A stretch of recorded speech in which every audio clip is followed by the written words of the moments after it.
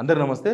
August 15 జెండా ఎగరేసిన సందర్భంగా CM Revanth Reddy గారు ఆయన స్పీచ్లో ఒక ఇష్యూను చాలా శుతిమెత్తగా జనాలకు దాన్ని చేర్చాలా వద్దా, జనాలకు చెప్పాలా వద్దా అన్నట్టుగా ఒక విషయం చెప్పిండు. ఏంటంటే ప్రపంచ బ్యాంకు నుంచి రుణాలు తీసుకోబోతున్నాం, ప్రపంచ బ్యాంకు నుంచి తక్కువ వడ్డీకి రుణాలు వస్తున్నాయి, అవి తీసుకోవాలని డిసైడ్ అయిపోయినాం.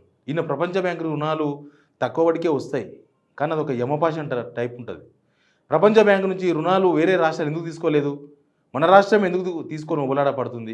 గతంలో తెలంగాణ రాకముందు ఉమ్మడి రాష్ట్రం ఉన్నప్పుడు కూడా ప్రపంచ బ్యాంకు నుంచి అప్పులు చేశారు.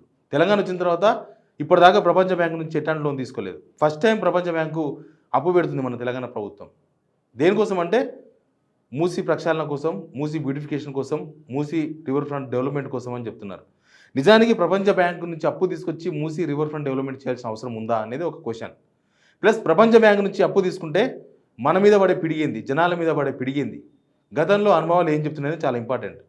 ప్రపంచ బ్యాంకు నుంచి అప్పు తీసుకుంటే, ప్రపంచ బ్యాంకు అంటే అది అమెరికా నిర్దేశించిన బ్యాంక్, ఈక్వల్ టు దానికి ప్రపంచ బ్యాంక్ అంటే అదేందో ప్రపంచాన్ని ఉద్ధరించే బ్యాంక్ అని కాదు, వాళ్ళు అమెరికాకు అనుకూలంగా పనిచేస్తారని చాలాసార్లు ప్రూవ్ అయింది. అందుకే చాలా రాష్ట్రాలు, చాలా దేశాలు ఆ ప్రపంచ బ్యాంకు అప్పు అనేదాన్ని కొంత దూరంగా ఉంచుతున్నాయి. ప్రపంచ బ్యాంక్ నుంచి అప్పు తీసుకోవాల్సిన అవసరం ఉండదు, అవసరం రాకూడదని చాలా రాష్ట్రాలు కూడా కోరుకుంటూ ఉంటాయి. అయితే ఇప్పుడు ఏంటంటే మనకు 2000 సంవత్సరం గుర్తుంటుంది. 2000 సంవత్సరంలో ఇక్కడనే బషీర్బాగ్లో చంద్రబాబు నాయుడు ముఖ్యమంత్రిగా ఉన్నప్పుడు ఎలక్ట్రిసిటీ ఛార్జీలు పెంచారు. కరెంటు ఛార్జీలు పెంచితే వాటి నిరసనగా వాళ్ళందరూ కూడా విద్యుత్ సౌధం ముట్టడికి వచ్చారు 2000 సంవత్సరంలో. అప్పుడు పిట్టలకు కాల్చి చంపారు. పిట్టలకు కాల్చి చంపితే 3 యువకులు చచ్చిపోయినారు. 3 యువకులు రామకృష్ణ, విష్ణువర్ధన్ రెడ్డి, బాలస్వామి అని 3 యువకులు కమ్యూనిస్ట్ పార్టీ కార్యకర్తలు, దానిలో రైతులు ఉన్నారు, వాళ్ళు చనిపోయారు. బషీర్బాగ్లో ఇప్పటికి కూడా మనకు అక్కడ ఒక స్మారకం కనిపిస్తుంది. ఎందుకు అసలు విద్యుత్ ఛార్జీలు తగ్గిస్తే ఆ రోజు ఆ కాల్పులు జరిగేది కాదు కదా అంటే, అంతకుముందు చంద్రబాబు నాయుడు చేసిన ఒక తప్పిదం ఆ రోజు కాల్పులకు దారితీసింది. ఏంటంటే ప్రపంచ బ్యాంకు నుంచి అప్పటికి అప్పులు తీసుకొచ్చిండ్రు. ప్రపంచ బ్యాంకు నుంచి తీసుకొచ్చి ఇక్కడ మౌలిక వసతులు, IT sector development, Hyderabad development అని పేరుతోన ప్రపంచ బ్యాంకు నుంచి అప్పులు తీసుకొచ్చింది చంద్రబాబు నాయుడు గారు. అప్పులు తీసుకొచ్చిన తర్వాత అప్పులు ఇచ్చేటప్పుడు చాలా సులువుగా ఇస్తుంది ప్రపంచ బ్యాంకు, కానీ వసూలు చేసేటప్పుడు చాలా రౌడీష్గా వసూలు చేస్తుంది. ఎట్లుంటుందంటే ఆ ప్రపంచ బ్యాంకు డబ్బుల కోసం, ప్రపంచ బ్యాంక్ అంటే ఈఎంఐల కోసం, లేకపోతే మన జుట్టు వాళ్ళ చేతిలో పెట్టుకుంటుంది ప్రపంచ బ్యాంక్ ఎప్పుడు కూడా. వాళ్ళు చేతిలో పెట్టుకోవడం అంటే మన దగ్గర ఉన్న కొన్ని మౌలిక వసతులను వాళ్ళ చేతిలో పెట్టుకుంటుంది. విద్య, వైద్యం ఇట్లాంటి అంశాలన్నీ కూడా ప్రపంచ బ్యాంకు తర్వాత వాళ్ళ జుట్టు, మన జుట్టు వాళ్ళ చేతిలో పెట్టుకొని వాళ్ళు ఎట్లా చెప్తే అట్లా వినాలి, మనం వాళ్ళు చెప్పినట్టే మనం వినాలి. అప్పుడు విద్యుత్ ఛార్జీలు పెంచడానికి కారణం కూడా ప్రపంచ బ్యాంకే అనేది ఒక పెద్ద ఆరోపణ. ఇప్పటి వరకు చంద్రబాబు నాయుడు గారు దానికి సమాధానం చెప్పలేదు. కమ్యూనిస్ట్ పార్టీ వాళ్ళకి బాగా తెలుసు. అందుకే చంద్రబాబు నాయుడిని చెప్పిన ఒక మాట అనేవాళ్ళు కమ్యూనిస్ట్ పార్టీ వాళ్ళు, ఆయన ప్రపంచ బ్యాంకు జీతగాడు అని. ఏకంగా ఒక పెద్ద బుక్కే రిలీజ్ చేసింది ఆ పేరుతోన. ప్రపంచ బ్యాంకు జీతగాడు అంటే ప్రపంచ బ్యాంక్ ఏం చెప్తే అది వింటారు. ఒక జీతగాడు అవతల ఓనర్ ఏం చెప్తే అదే వినాలి. ప్రపంచ బ్యాంక్ జీతగాడు అంటే ప్రపంచ బ్యాంక్ ఏం చెప్తే అది వినాలి. వాళ్ళు విద్యుత్ ఛార్జీలు పెంచాలి అంటే పెంచాలి సచ్చినట్టుగా. అప్పుడు విద్యుత్ ఛార్జీలు పెంచినారు. ఆ తర్వాత కాల్పులు జరిగినాయి, 3 యువకులు చనిపోయినారు. తర్వాత చంద్రబాబు నాయుడు అధికారం కూడా కోల్పోయింది. చంద్రబాబు జీవితంలో అదొక మచ్చ ఆయనకు మిగిలిపోయింది. ఇప్పుడు రేవంత్ రెడ్డి గారు ఏం చేస్తున్నారంటే 60,000 కోట్ల రూపాయలు మొత్తం మూసీ నది కోసం 60,000 కోట్ల రూపాయలు కావాలని భీష్మించుకొని కూర్చున్నాడు. దీనికోసం అమిత్ షాను 3-4 సార్లు కలిసిండ్రు. అమిత్ షాను కలిసిన ప్రతిసారి ఇదే ప్రధానమైన అంశం, మాకు మూసీ నది ప్రక్షాళన కోసం డబ్బులు కావాలి అని.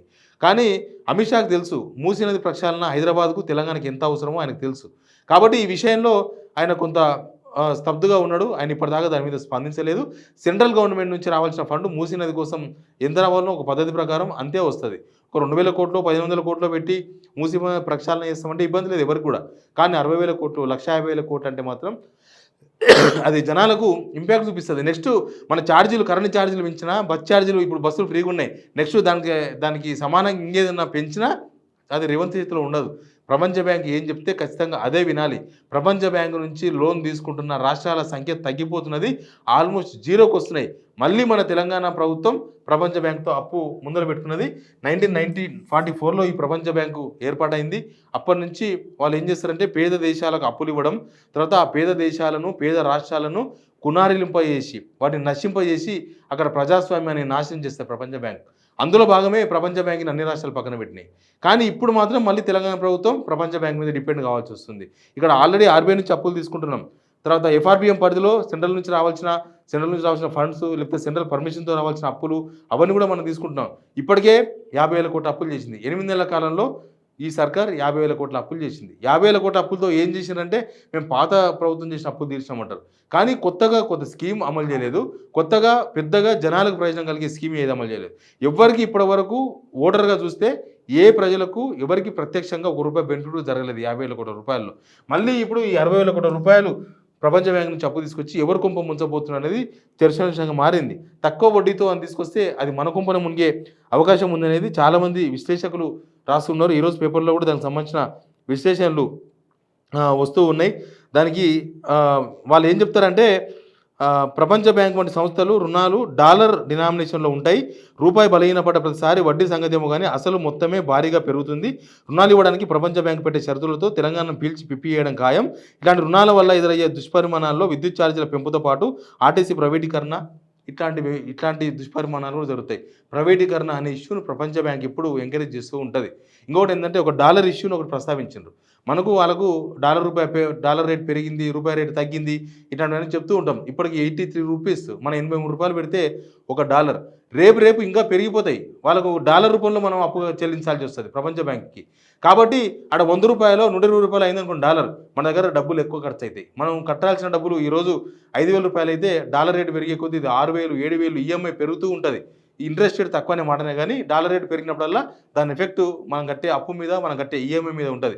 కాబట్టి ప్రపంచ బ్యాంకు అప్పు అనేది ఒక ముంజూరు వ్యవహారం. అనవసరంగా ప్రపంచ బ్యాంకుతో అప్పు అనే విషయాన్ని రేవంత్ రెడ్డి ఎందుకు ప్రస్తావిస్తున్నారు? రేవంత్ రెడ్డి ఎందుకు ప్రపంచ బ్యాంకుతో అప్పులు తీసుకొచ్చి ఇక్కడ మూసీ నది ప్రక్షాళన చేసి ఎవరిని ఉద్ధరిస్తారు?